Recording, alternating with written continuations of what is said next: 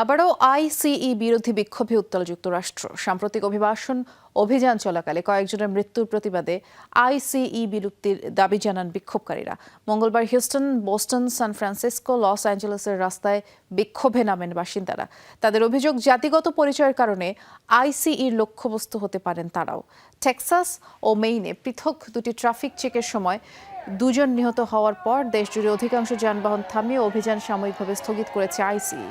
2025 সালের জানুয়ারিতে president Donald Trump দায়িত্বে ফেরার পর অভিবাসন আইন প্রয়োগ সংক্রান্ত অভিযানে এখন পর্যন্ত অন্তত 7 জন নিহত হয়েছেন।